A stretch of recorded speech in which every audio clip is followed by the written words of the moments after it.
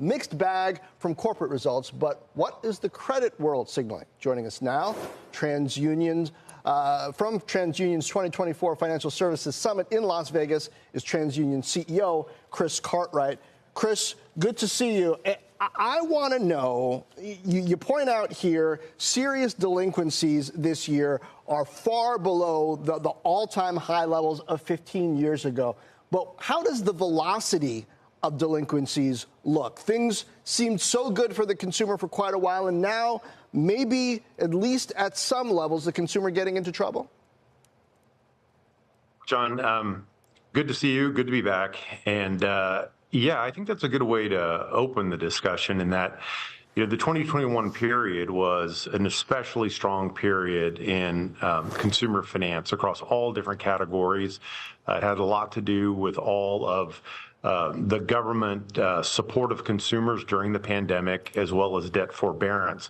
So when you compare current market credit metrics to that very strong, kind of unnaturally strong period, they have deteriorated materially.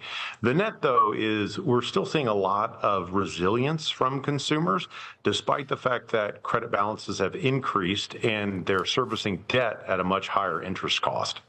And Chris, how much noise do you think is in the data, given that 15 years ago we didn't have buy now, pay later, but now we do? And I'm guessing that you don't have as much insight into how some consumers are levered there as you might want. That's another good point. BNPL is a great financial innovation. And we are currently reporting buy now, pay later transactions on consumer credit statements.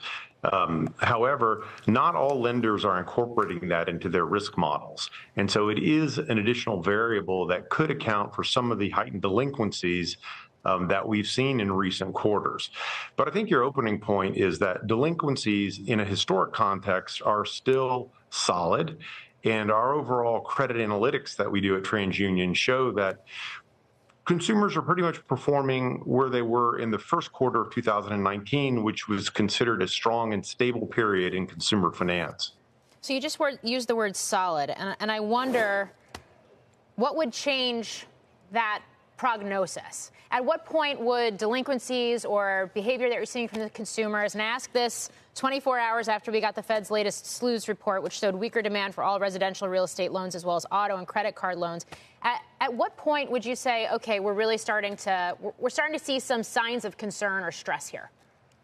I think the key metric to look at is consumer employment and real wage gains. And, unemployment remains really low. And working class consumers in particular have enjoyed nice pay rises even in excess of the rate of inflation. If that were to change, it's going to put more stress on household finance. That said, there are segments of the consumer base, particularly younger consumers, who've taken on more debt, card debt in particular, and with the increase in interest rates, they're paying up to 75% more on a monthly basis to service their card debt. That's a concern that we got to keep an eye on going forward. I don't think we talk enough about home equity. There's a most recent report just yesterday, it looks like from ICE, that U.S. mortgage holders post record levels of home equity. How powerful has that been for consumers to be able to tap into their home value at a time like now, when we are still dealing with some stickiness around inflation? And you do have many consumers who do have mortgages that are still very low on their homes.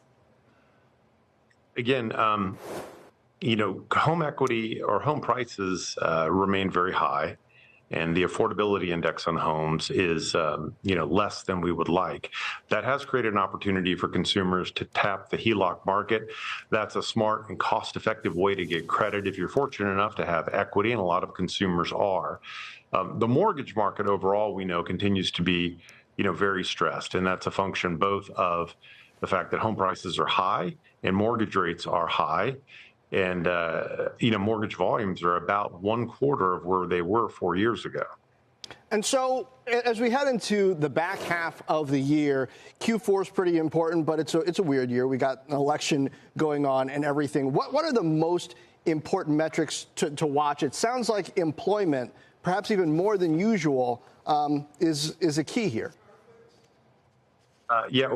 Certainly a weird year, and we've had a lot of weird in the credit markets since we hit the 2020s. Again, I think the key metric is consumers that have jobs typically pay their debt. And even though delinquencies have increased overall, 98% of consumers are paying their debt on time each month.